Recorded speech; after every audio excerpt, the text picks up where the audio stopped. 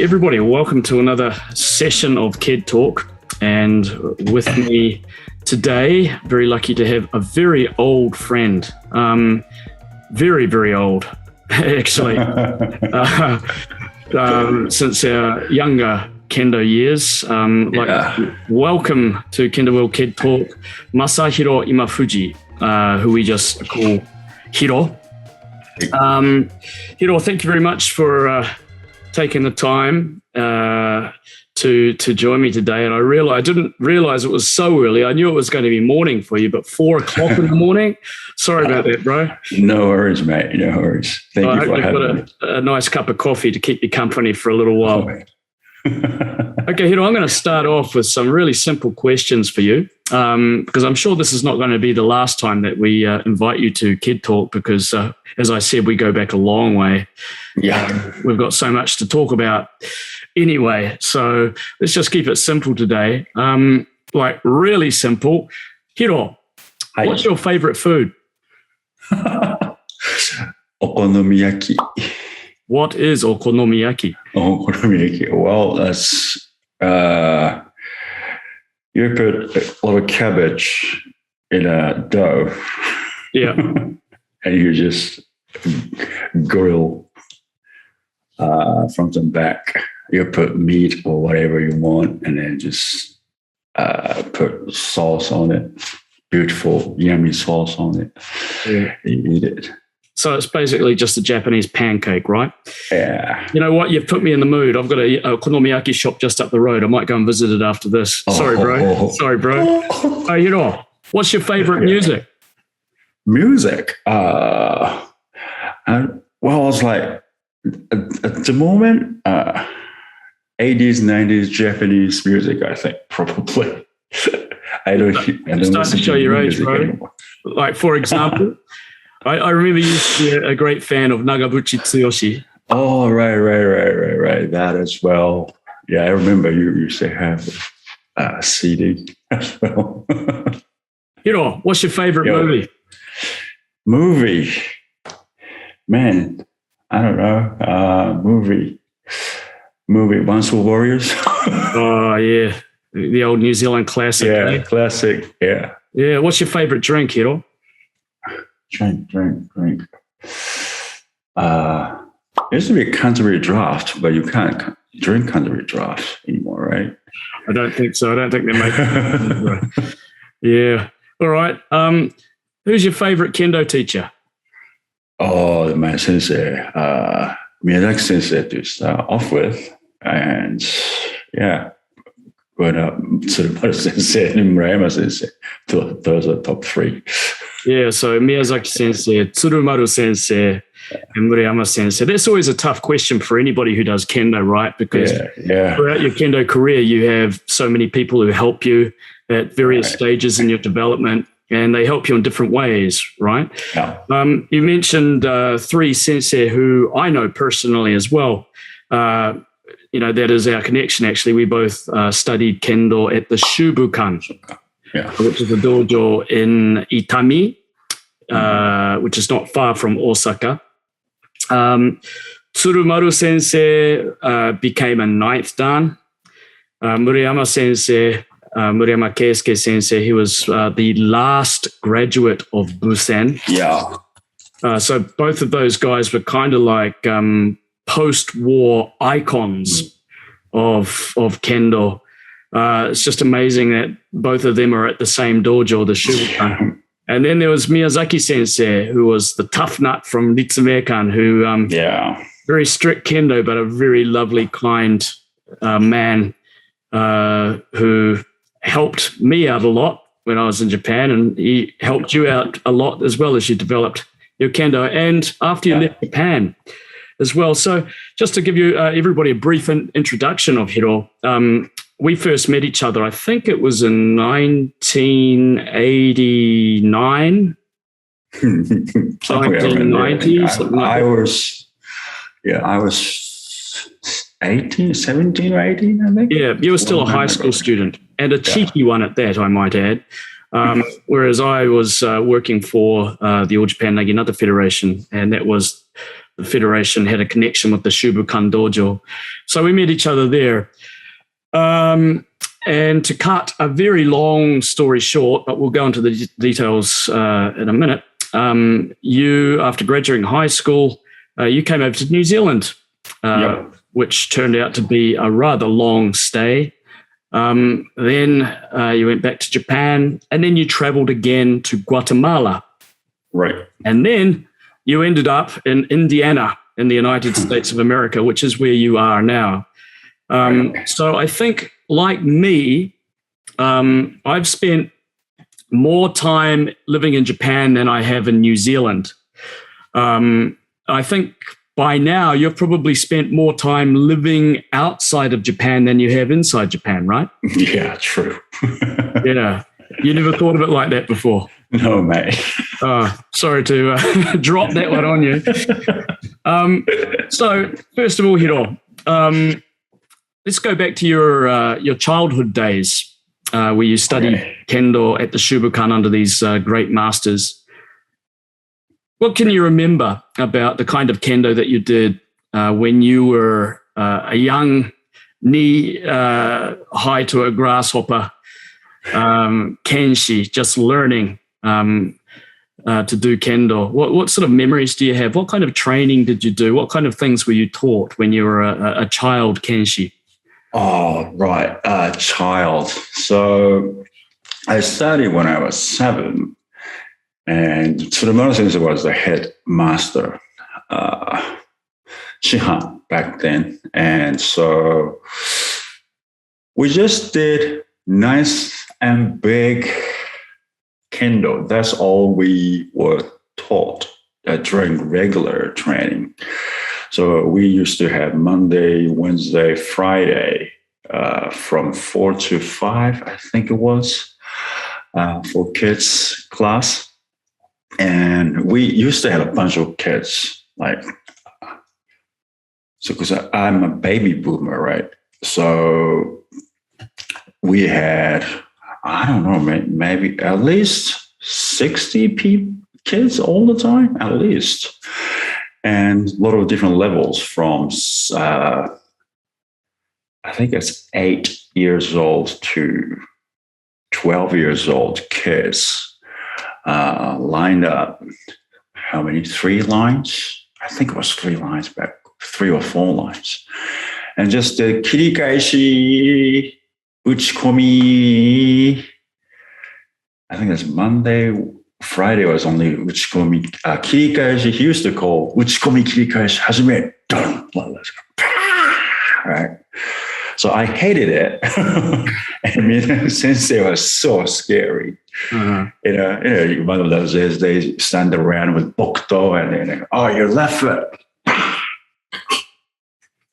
I hated it. So, but that was the normal regular training. And we didn't learn any techniques or anything. And after regular training, we had adult training. So if we keep training after kids training, we get to do jigeko with senseis. So and then probably we could learn techniques, but that was the my elementary school Kendo memories. Right. So basically it was just hard. And you had the Kendo fundamentals, the kihon, just drilled into you. Right. Nothing fun like lots of shiai and jigeko, lots of waza and things like that, right? Yeah, jigeko was once a week, I think. Yeah. And no doubt when you finished the children's training and then you stayed on for the adult section, I guess you were cannon fodder for the adults as well, and they just made you do lots of kakari geiko and things, right? Oh, kakari geiko, kirikaishi, and then why?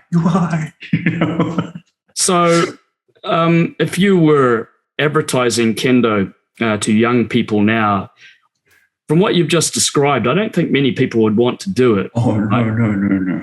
So about when did you start to actually enjoy Kendo? And what was it that sort of led you to sort of change your attitude from, oh God, I hate this kihon stuff, I hate this training, and you actually start to like it? What age was that, Hiro? And what was the main reasons for the sort of change in attitude? Good question. Actually, I never thought about it. I think, like I said, like we had a lot of kids. That means my friends were there too. Mm-hmm. And my friends were they were really good at Kendo. I wasn't. So, just hanging out with them probably and do nokorigeko. So after kids training, did keiko with sensei as well. They were there too. So just being with them and trained a little bit more, I kind of probably start thinking, oh, it's okay, not too bad. I can hang out with my friends. And then one day I won the tournament. Even though they were much better than you? I know, right? Well, I'm not attacking you with this, man. I'm just reiterating what you said before. So by surprise, you managed to prevail and win the tournament. Okay. What tournament was that? That was Itami City 10 years and 11 years category. Mm-hmm. Tournament. And so that would have been kids from other dojos as well. So there would have been a lot of people in that section. A lot back then, yeah, a lot. And you won it. Yeah, and then as usual, I just said goodbye to my mom and go, oh, I'll be one round boy, ikkaisen boy. I'm going to be done. You're going to be knocked out in the first round. Well, that's a positive attitude, isn't it? As usual, bye. And then I came home, and then someone called my mom. He won. What? Yeah, I think from that point, my Kendo attitude towards Kendo probably changed a lot. Yeah, well, obviously the thrill of winning a competition, of course, that's going to be a pleasing result for anybody. Is it from about that time, do you think that you started to develop a strong sense of rivalry with your Kendo friends? I think the other guys, those who used to be they were called geniuses. They didn't like that. Mm-hmm. Imafuji, and then they started kind of look at me differently, and of course, I didn't feel like I changed anything, but probably my mindset changed as well, and I focused more on Kendo and then training with senseis a lot more than probably I used to. And then probably I start thinking about, oh yeah, I want to win again. So yeah.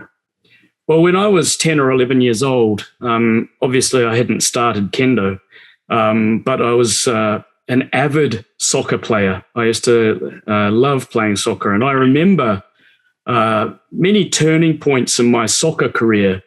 I started off also as a very bad player, but gradually somehow managed to develop some decent skills and was actually quite successful in local tournaments and eventually in national tournaments as well. And I actually have memories of even now, or, when I was 8, 9, 10, 11, 12, of specific moments or specific things that have remained with me because, I guess you could call it a kind of a timeless moment where that you have made a big jump or a big leap for whatever reason. When you won that tournament, I guess in some ways this was a precursor to your Kendo career. Probably at that time you never realized, you probably didn't like Kendo that much, and you never realized that it was going to become such an important part of your life. Right. But in retrospect, I guess you could say that was a very important part of the way in which you sort of embraced Kendo afterwards. Can you remember at all what it is or how it is that you were able to win this tournament? Because I do know that in the 80s, the early 80s, late 70s, early 80s, children's kendo was incredibly popular. So there was a much more popular than it is now. So there were a lot of people, I can imagine, that you were competing against. What was it that do you think, in retrospect, that enabled you to be successful? I probably just liked it, liked Kendo, and I don't know. I don't really remember. I'm getting to, I guess, is I'm trying to think. Probably as children, you didn't learn so many techniques, and you probably didn't do so much shiai. So, what was it from all of this hard kirikaeshi and uchikomi and stuff that sort of enabled you to prevail? So a lot of, and then also kirikaeshi and uchikomi, and yes, I think it's like actually that's a good question. Like we have a lot of kids, and in Shibuya had a lot of kids. So, and then that's what we do, kirikaeshi, and that's what we did, kirikaeshi and uchikomi. I don't know, maybe like doing, and of course, a lot of sensei were there. Repetition. And you clearly haven't given this a lot of thought, have you, Hiro? No. You just went out there and won. yeah, exactly. That's exactly what happened, because I didn't even like it. So you didn't have any inhibitions. You just threw everything, caution to the wind, and just didn't care whether you won or lost. I wonder if that had something to do with it. Probably. And then, of course, later on, I was focusing on winning, but yeah, not really. I don't really remember how I was. No, I was just training. Oh yeah, I was just training. Yeah, it's a shame really, because video cameras, they existed at the time, but they weren't so common like they are today. And it would be great to actually have video of that taikai of you in it to be able to see it. I'm sure you'd be curious to look yourself. Well, let's move on a little bit, Hiro. You talk about after that groundbreaking moment where you won the Itami City boys division in Kendo. Yeah. Okay, that age, 10 or 11, that's primary school age, and then of course you go to junior high school and then high school. And high school kendo in Japan is quite notorious for being, well, first of all, incredibly competitive and incredibly tough, and competitive to the extent that if you do well at high school, you might even get a scholarship to go to a good university, or you might even get headhunted by the police to go straight into the Tokuren or riot squad kendo groups. So really, when you get to high school, the motivations and the rivalries and the pressure is completely different, right? Can you give us some insight into the kind of things that you experience when you're at high school? High school, okay. Well, high school, I didn't really go to private, those kendo, strong kendo schools. I just went to public school. So, it's not like, oh, I'm going to win, we're going to win like that. But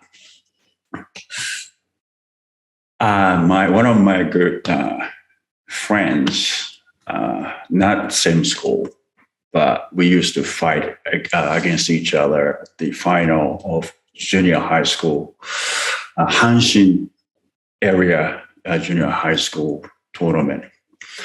He went to Ikue High School, the strong guest high school in the Hyogo prefecture. He went there, man. Things I heard from him, like they were there to win, and they trained, in the morning. I think they trained during lunchtime too. Of course, after school, and they went everywhere over the weekend to train / to do some shiai, literally everywhere. So he, and of course, back in the old days, since they were like, apparently he was hit with a chair because he lost. So, man, that was the pressure. I can't imagine how, because he was he became captain of this high school, Kendo Club. They were under a lot of pressure just to win. So winning was the normal thing for them. Mm-hmm. If you don't win, you get a cheer in the head. Yeah. Lovely. Yeah. So, yeah, I wasn't in that kind of world when I was in high school. So we wanted to win, but at the same time, we enjoyed Kendo. But things like that, man, I just can't imagine. Yeah. But you were actually quite successful at high school level as well, were you not? Or was that junior high school? Junior high. Okay. Mm. So I think you won the Kinki tournament or something like that, right? When I say Kinki tournament, it doesn't come across well in English, does it? Kinki is a region in Japan, right? Let's say Kansai. I could win that part too. No, I'm sure you could win the Kinki tournament, but not that kind of Kinki. It's Kinki with an I, not with a Y. Yeah. Yeah. So you weren't scouted by a private school?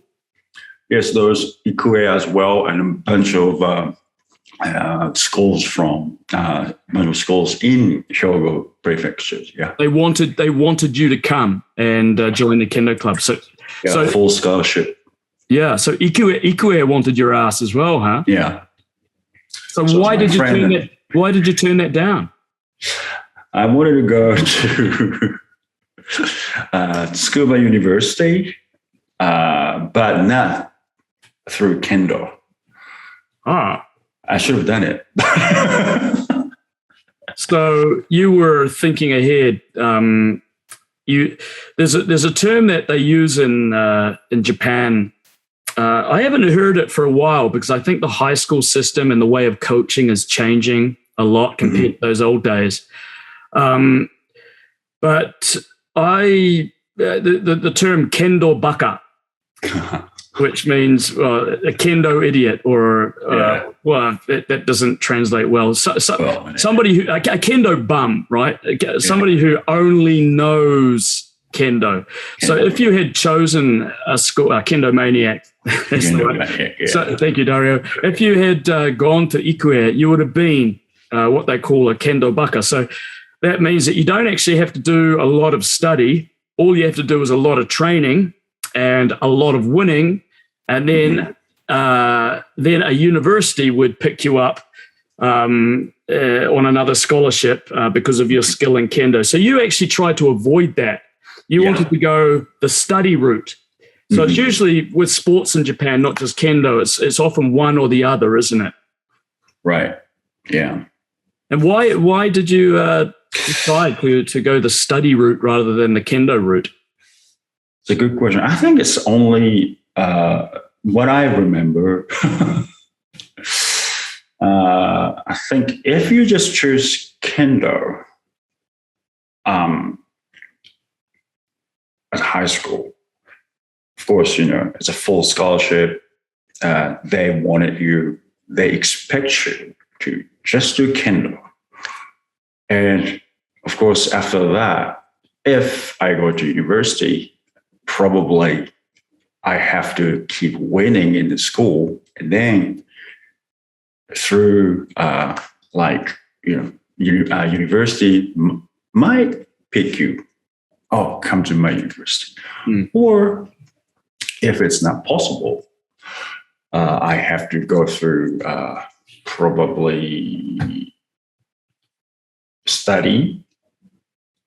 But if you do only Kendo, not study at school, of course you can't pass. It's very difficult to pass. So my choice will narrow. And that's probably the main reason why I didn't choose only Kendo. So a university through, if they pick you, you could go to university, or you can go to police officer. You can be police officer. So only two choices. So your options afterwards are quite limited, is what you're saying, right? I think that was the main reason. I think my dad was saying that. Yeah, your dad was he was a very smart man. He was a business consultant as well, wasn't he? So he could see the broader picture. Even though he was a very enthusiastic Kendo practitioner himself.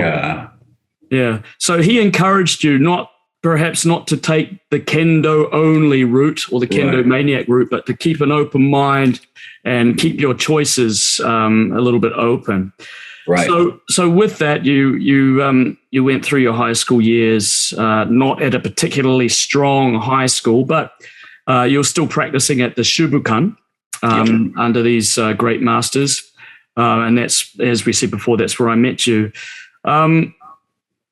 There's so much I want to talk to you about, your international experiences, but obviously the time is limited. So perhaps we can delve into this into a little bit more depth at a later time. But just to give an overall sort of picture of your career so far, you, after graduating from high school, you applied for the Tsukuba University entrance examination, didn't you? Yes, I did. Yes, I did. Yeah, you can do that. Yeah, I applied. So what happened, Hiro?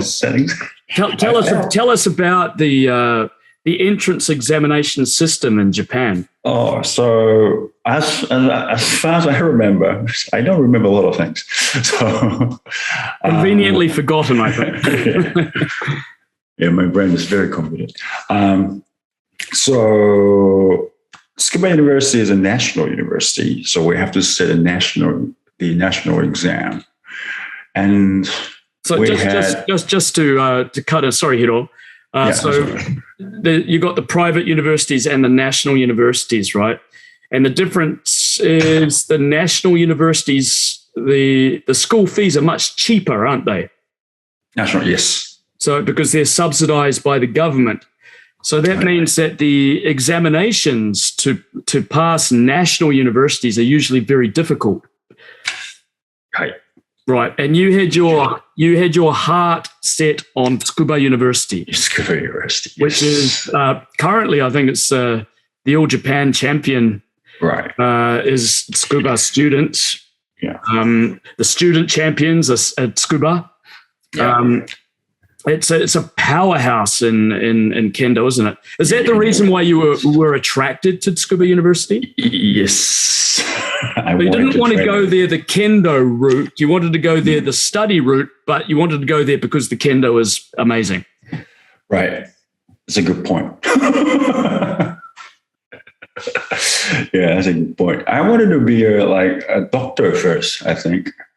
I don't know what I was thinking, but at probably first week of my high school life, and then, I was sitting right in front of teachers and go, yay. And the weekend of the same week, I was sitting all the way back and I give up. This is too hard. Yeah, life's too short for this kind of thing, right? Yeah. That was it. So the exams were very rigorous, very difficult, I take it. For me, yes, it was very difficult. So you have to pass national exam, and then not pass. You have to have certain score. It depends on the university. Requirements are different, but you have to have high score in that, and then you have to go and set another exam, I think. Yeah. Okay. So it's like university. It's like a national exam. Well, they call it the center exam, right? Center exam. Yeah. So you sit that exam. Everybody can sit that exam, and you get, depending on the points that you get in that, they might not be high enough for this university, but it's high enough for this university or something like that, right? Right. So you had to do that national exam first, and then was it the Tsukuba University exam after that individually? Yeah. Right. And I was going for sports category, I think sports division, sports department. So I had to do I remember I did basketball and kendo. Yeah. I don't remember any other exam. Probably I did some more tests out there, but I remember I did basketball and kendo there as a part of exam. Yeah. So there was a physical component or a technical component of the exam, as well as the written academic side as well, right? Right. I think, we did that too. Yeah. Yeah. And what happened, man? Well, I didn't go there, right? I'm here. My understanding was that you did very well in the kendo exam, and they had passed you on that. But the other side of things didn't go as planned, right? Did you do Ronin? Yeah, more than 1 year. Okay, so Ronin is it happens to a lot of kids when they're trying to get into a top university. They fail the exam, so they take another year off. But they've already graduated from high school. They take another year off just to study full time, to sit the exam again the following year. How did that go, man? It didn't work well, mate. Strangely, not long after that, you ended up in New Zealand. Yeah, if memory serves. That was the moment of my life-changing moment. Yeah, but before that, wasn't really exciting at all.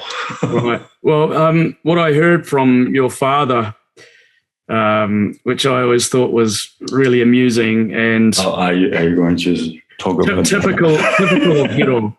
After you didn't pass the exam for the second time, you decided you were going to be a Buddhist priest, didn't you? You were going to shave your hair off, and you were going to go and join a temple and become a priest.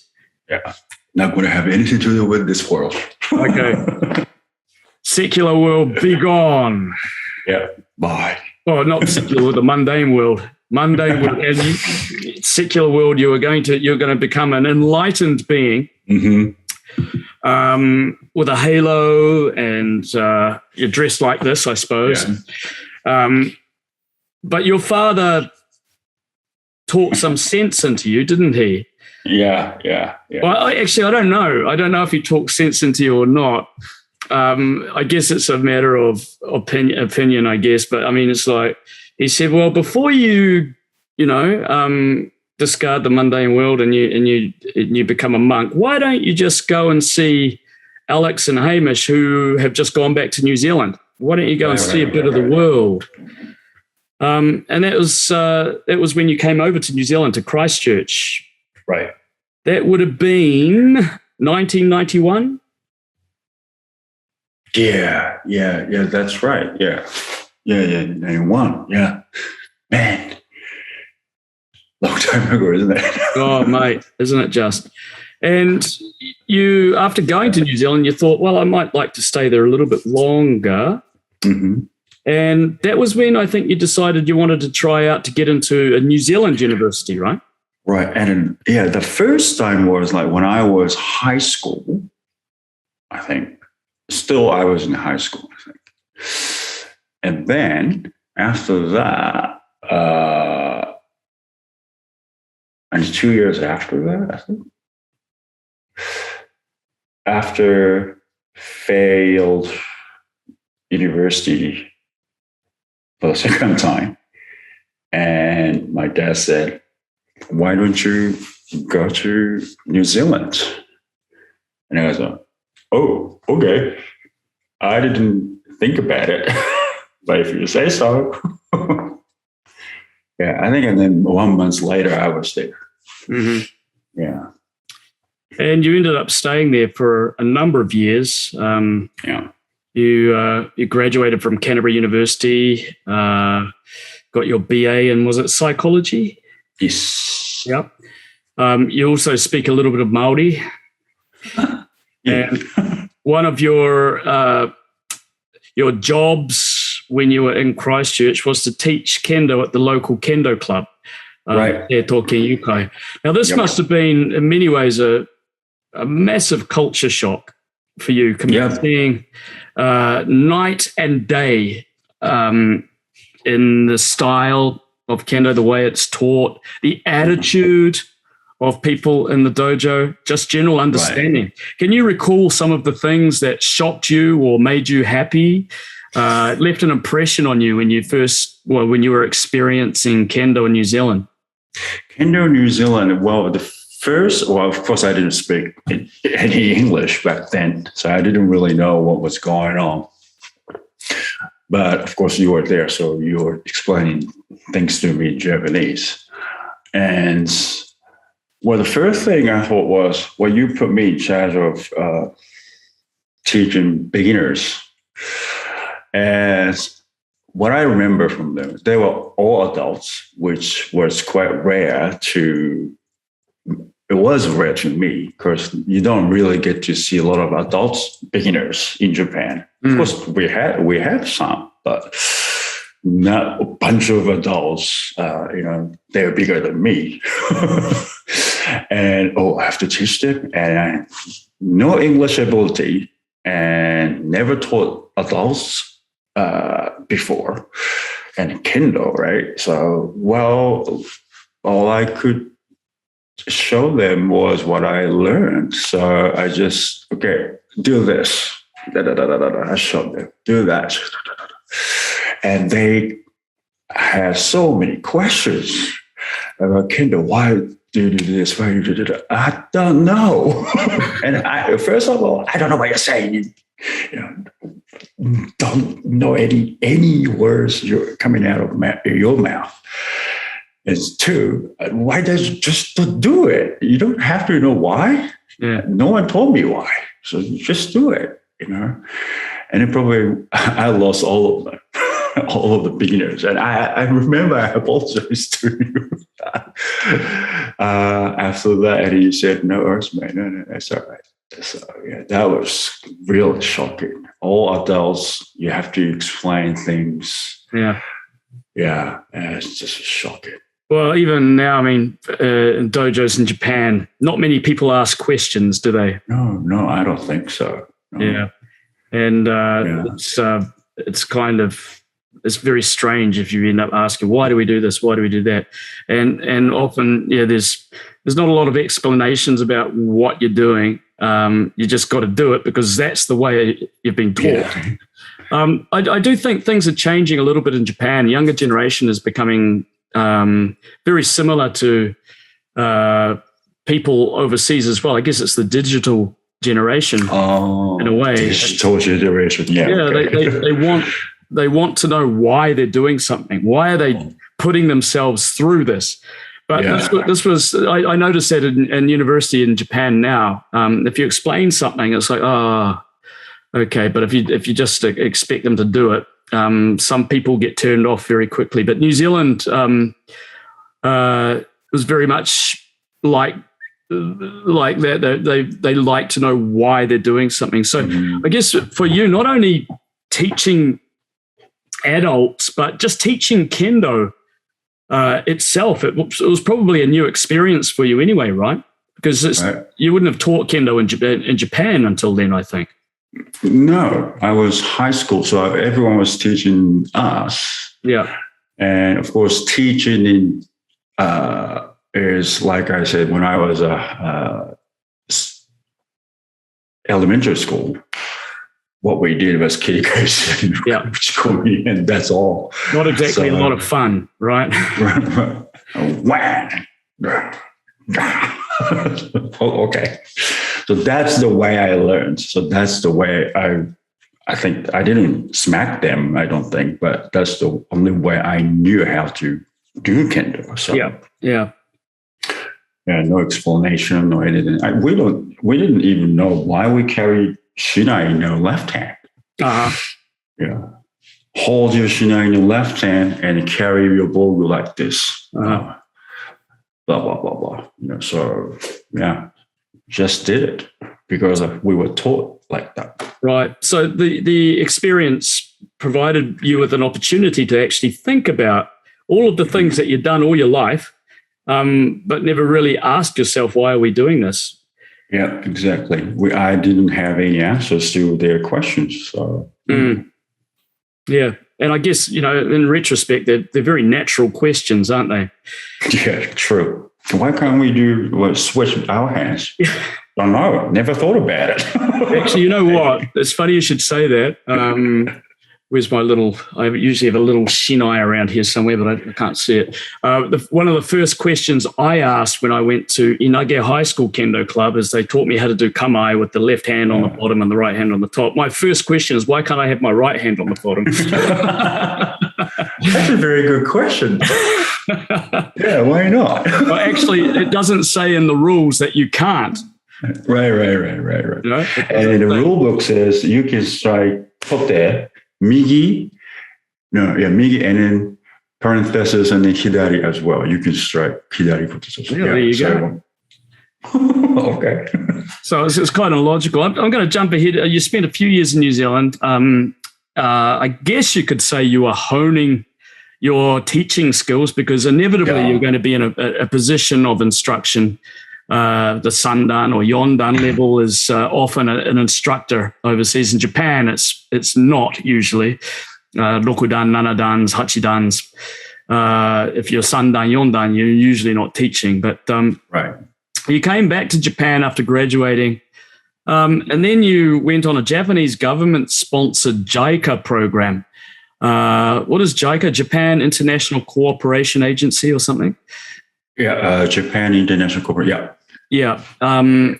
It was a 2-year gig where you went to Guatemala for the purpose of teaching kendo to Guatemalans, and you receive pay, kind of a stipend from the Japanese government to do this, right? Yeah. So you're kind of a what do they call it?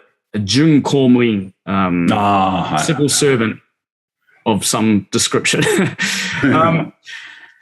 What made you want to go to, first of all, Guatemala, of all places? And before that, why did you feel the urge, after you've spent so much time in New Zealand, you finally go back to Japan, and then you just went off to Guatemala? Did you really want to get out of Japan so quickly? That's a good question. After New Zealand, and I did psychology, so I wanted to go to US, I think, while I was studying psychology, because all the research papers were from US, most of them anyway. So I wanted to go to US. I was curious about going to the US, but of course I didn't have money. So, and also I think I wanted to see the world more. So New Zealand, that was culture shock, and so kind of started maybe growing something inside me. I want to see more. So I started looking around. How can I go to the overseas? How can I go to somewhere without spending a lot of money? And I don't know how I ended up with going to JICA, but there was Kendo instructor. What do you call it? Bushido. So there was an opening for a Kendo instructor, right? Yeah. And I go, okay, it's interesting. I can go overseas. Japanese government paying us. and we can go overseas. That's cool. And then, of course, I looked for Kendo. Oh, that was Kendo instructor, Guatemala. Where the hell is Guatemala? But I can go. Okay, fine. Did you even know where Guatemala was until that point? No. What? Where's Guatemala? You know? Guatemala? So yeah, and I think that's how I didn't choose to go to Guatemala. Guatemala happened to. Well, it sounds like Guatemala chose you by the sounds of it. Yeah. So that was how I ended up teaching in Guatemala. Okay, so that means that you would have had to have done a crash course in Spanish. Yeah. Then off you went. From memory, I think it was a 2-year gig, wasn't it? Yes, 2 years. So this was your second big foray overseas. And this time it really was primarily to do kendo, as opposed to New Zealand, where it was study and kendo. Yeah. What can you remember any of the things, like you've already been through the culture shock of doing and teaching kendo in New Zealand. So in some ways you would have been prepared. Mm-hmm. But were there some things once you went to Guatemala that you weren't prepared for? A lot of things, man. I was completely different. Uh-huh. I thought they speak Spanish. I said, I'll be all right. I couldn't speak any English, and I went to New Zealand. Fine, you know. Yeah, I survived. I studied Spanish, but so shouldn't be a problem. No, like it's totally different. Like, well, everything was so different. Like, of course, people are different, and everything was different. I was like living in this area, and like it's kind of total, like nothing. Whatever I did, I have learned up to that point. It didn't work. Really? So, like completely. Of course, Guatemala back then was, I think it was 10 years after or 15 years after they ended the civil war. Mm-hmm. So still, people were nervous, I think, and we had a lot of places where we weren't allowed to go. There were a lot of dangerous area, and that we were not allowed to even get close to. Buses were like, public transportation was in a bus, and I had to ride a bus like this, hanging off the door. Whoa! And every time the traffic sign comes in, it goes. That was kind of good training in a way. It was good training. If you don't pull yourself up, you'll die. So that was really different, and Kendo as well. But that was really different. Well, I think like New Zealand, in the case of New Zealand, New Zealanders, when you came to New Zealand, were quite familiar with Japanese culture. There were a lot of Japanese tourists coming to New Zealand, a lot of students coming from Japan to study in New Zealand schools. So Japan and New Zealand sort of had, quite a tight cultural connection when you were there. But I guess that's not the same. You can't say the same for Guatemala and Japan. They're kind of worlds apart, really, aren't they? I don't know about now, but when you went there, I imagine it would have been. Right. So I don't even, maybe Pokemon was big back then, I think. So if you say I'm Japanese, Pokemon, that kind of stuff. Uh-huh. So anime is always saving a lot of Japanese outside Japan, I think. But yeah. Well, what about like what did you find was the motivation for Guatemalan people to want to do something like kendo? I can understand karate or judo because, as you were alluding to before, Guatemala had just come out of a war period. It was still, in some places, very unsafe. The need for self-defense was obviously there. But something like kendo doesn't really have any kind of practical use. What was it that drove Guatemalan people to want to do kendo to the extent that they get a teacher to come over from Japan to teach them?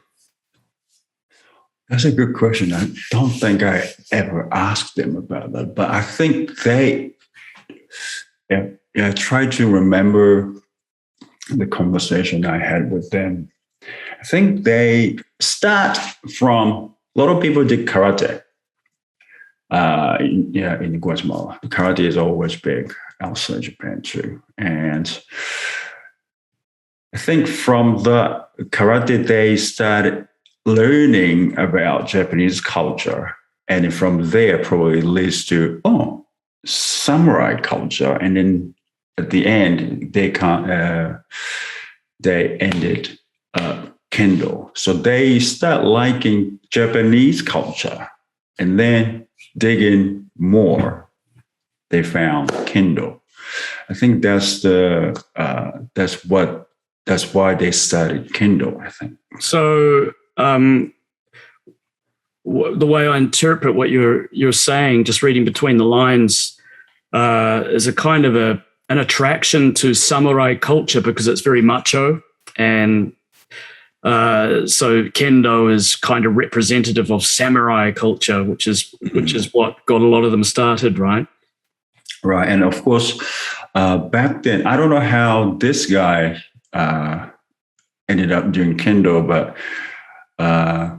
the president of Kendo Association back then was really fond of Japan. I think he was really into Japanese culture, and he didn't practice kendo himself, but he wanted to promote kendo, and his son went to Japan as well to study kendo, and they wanted to promote kendo. I think they advertised kendo quite a lot, and that's a part of the reason. But probably mainly was people who studied kendo there was like they wanted to learn some Japanese culture. Yeah. Okay. So it wasn't so much for the sporting side of things, but definitely not for the self-defense, but just a general interest in Japanese culture. Yeah. Right. Yeah.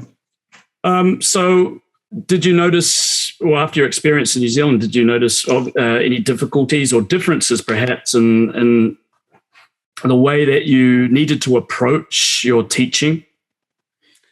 At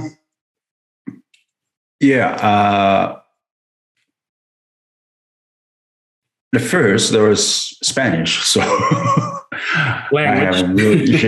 That's a big one. Limited, but luckily most of them could speak English. Mm-hmm. So as soon as I learned, they speak English, I just switched to English. So I'm here to, show kendo. I don't have to learn Spanish. As long as they understand, that's fine. So, but I think it's more vague because of the less exposure to a lot of Japanese sensei. I think there was one volunteer guy before me. So they did kendo with a Japanese instructor. So he was your predecessor on the JICA program, was he? Okay. Yeah, I think he told JICA we need 2 more years of kendo teacher here. Mm-hmm. That's how I got a job. So and probably, of course, he did teaching differently from what I did, and my purpose was there. I set a goal, so I want to make local instructors, so they don't have to get Japanese people from JICA all the time. Right. So I did a little bit hardcore training. So a little bit. You didn't throw chairs at them when they lost or anything like that, did you, Hiro? I just whack them. Old school, huh? Just like back in the sugar. No, it's just hard training. It's just really hard training. A lot of kirikashi, and this is what you should be doing. How to teach, fundamental. If you do a lot of kirikashi, you can have good foundation of kendo. At that time, I believed that, and I still do believe. A lot of kirikashi and basics is important. So I taught them that, and I gave them a little bit tough training. So I think they thought I was too much. You're a little bit too overzealous in your tough trainings, huh? Right. Yeah. So but I set my goal. You guys have to be instructors. So they stuck with you? Some of them did. Some of them didn't like the way I taught. Mm-hmm. I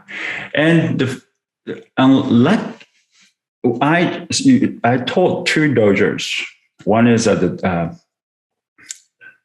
gym, and the other one it's not a gym. It's like, I don't know what it was. Concrete floor, very tiny space, probably as big as my apartment living room. And concrete floor, it's not good, but it has a lot of cracks everywhere. When it rains, just wet everywhere. So that's bit. I couldn't. You have to worry about students, and then you have to worry about floor. Cutting your feet. So that was a really different situation. Two different dojos. One is probably just want to do kendo. I don't want to be instructor type of people. Yeah. But the other ones is really keen to be instructors. So that's a really different situation there. And they probably didn't really get along. Right. And 2 years is actually a very short amount of time. It is very short. To please everybody and to get the desired results. But let's move on from Guatemala. Although some other time, I'd really like to pick your brains about the way that you taught and some of the things that you taught as an instructor, trying to teach instructors. So if we can do that whenever you got some time, Hiro. But just move on a little bit now. You ended up in the United States. Yes. Let's do an introduction. Indiana. And you're teaching at one dojo in Indiana? Yes. At the moment, yes. Okay. And is it a similar kind of group of people that you met in New Zealand and like you met in Guatemala, sort of a mix of ages and skill levels? Yeah, it's quite similar, I should say. Yeah. Like a lot of adults, a few teenagers, but majority of the students is adults. So yeah. Yeah. So what I want to ask you next is teaching. My experience in New Zealand, which actually made me end up coming back to Japan because I realized I had to study more. Mm-hmm. Was many of the students are not just interested in techniques and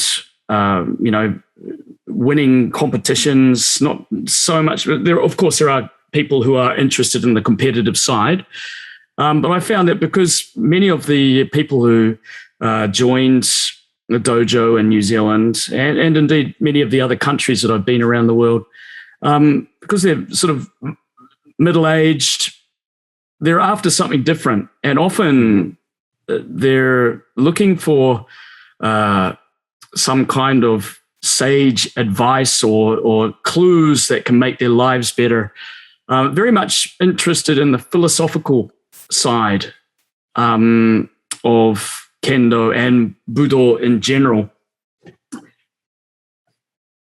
When did you start noticing that the people you were teaching, obviously depends on the age and depends on, their background, but you started Kendo for life.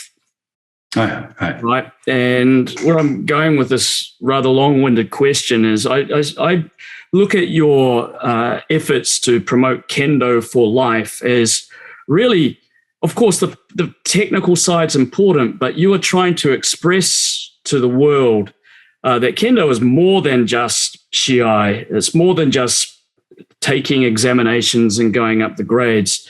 It's something that can genuinely benefit you in your life. There is wisdom from hundreds of years ago from those old samurai geezers who passed it on through the generations, and it's something that is useful for us. Now, did you cotton onto this idea, Kendo for life, because you are noticing that people were hungry for this, or because you felt that people needed to know more about this?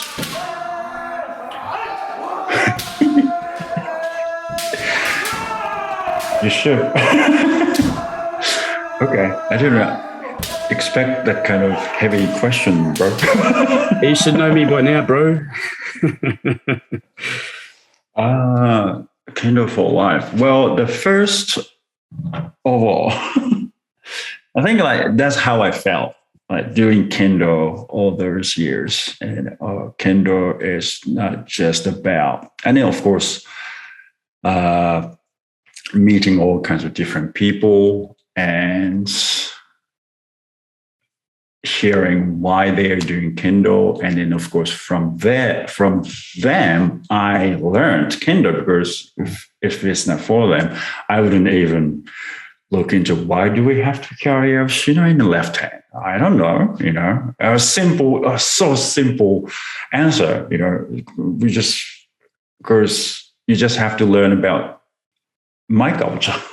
But I didn't even think about that. So Kendo, so through those interaction with a lot of people, different people, and then that was a great opportunity for me to learn about my own culture, which still I don't know, probably you know a lot more than I do.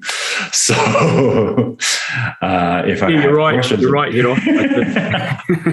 If I have questions about Japan, I'm going to come and ask you. See, so that's how it works now. So being Japanese doesn't mean you know about Japanese culture. You realize that really quickly.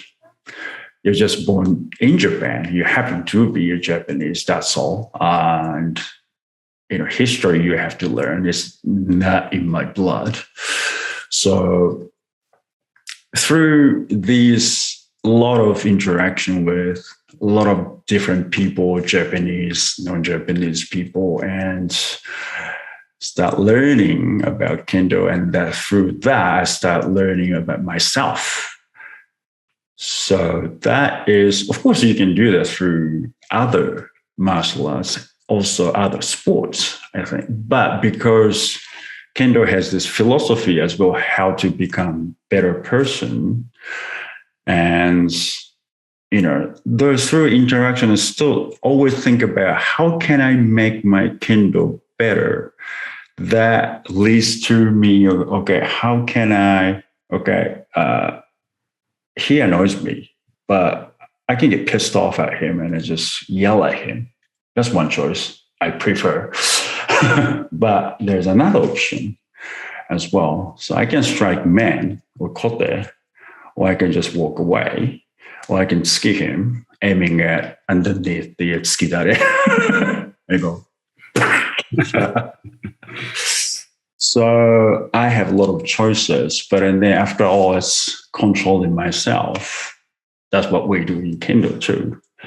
So after all, we're going to start learning through Kendo, through interaction with people via Kendo. You learn about yourself. So I think that as a beauty of Kendo, we have teachings, of course, from samurai era. and you learn, oh, this is how I should be controlling. That's why I have to have the right mindset even before I walked into the dojo. So it's always, teaching is always there. And you can experience that through Kendo. By practicing Kendo, you experience the samurai teachings, whatever they learned through life or death situation. So I think I want to promote that part. And in my sense is we're promoting this idea without telling us much. Yeah, I think that's why.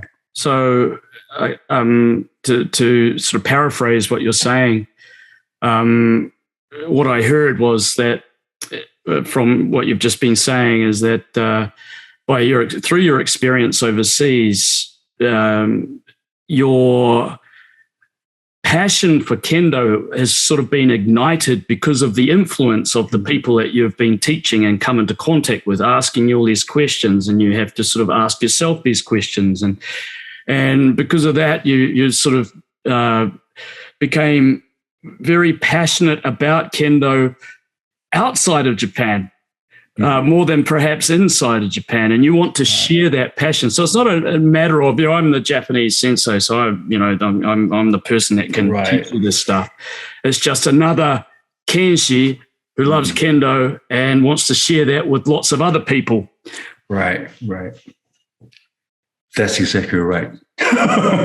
Thank you. All right. Well, Hiro, we're getting on in time now. I could keep talking with you for hours about various things, but there's just two more things I want to ask you. Simple things. But you're Nenshi Rokudan. If you had the opportunity to come back to Japan and sit Shinsa, you'd be able to pass the Nanadan exam. So you're very high up in the scheme of things. But doesn't matter how good you get and how experienced you are, there's always things that you've got to work on, right? There's always things that you find out that you're very much lacking in, or you're very bad at, and you need to develop your skill or your ability. I'm going to ask you two questions now. What do you think is the strongest point of your Kendo?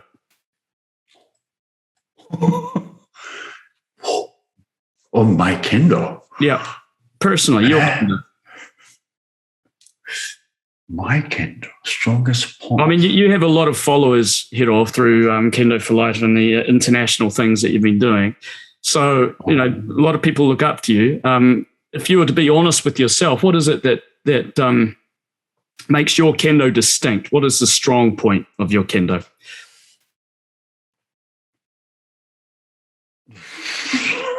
I think because of the way I was trained, I think the basics is always the core. So I still follow what Tsurumaru Sensei told us. So I think that's probably one of the strongest, and I treasure the teachings from Tsurumaru Sensei. So I think that's the probably my strong point. Okay, yeah, I can get that, because when you do Kihon, it's very beautiful to watch.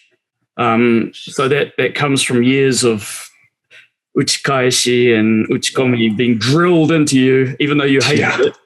It's paid off now because it's part of your body. Okay, let me ask another question. The opposite. What is the shittiest part of your Kendo? A lot. In other words, what is it that you feel that you really need to work on from now? This is something that's very personal. We all have it, things that we're really trying to work on. But what is it with that you believe is something you need to really fix or work on in your Kendo? I have to probably in short, I need to make my point. This is what I'm going to do. This is what I'm going to do. That's why I'm doing this. I'm not very assertive in my Kendo. So I'm laid back, And okay, if you want to do whatever, that's what you want to do, that's fine. But my personality is in my kendo as well.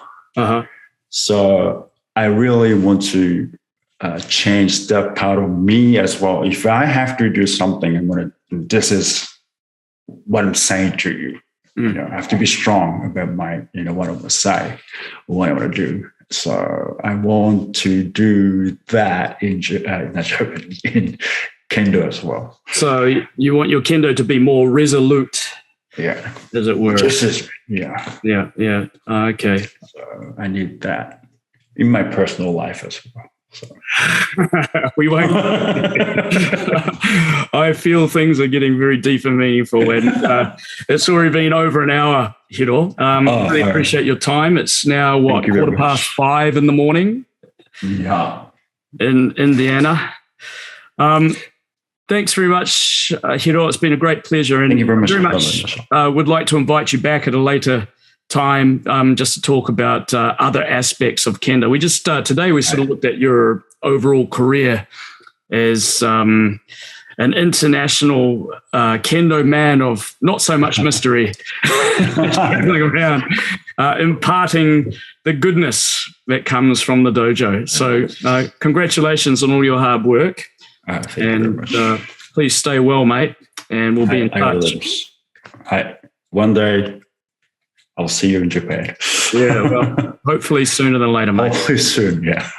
Okay, cheers. Thanks, Hiro. ありがとうございました。Resto.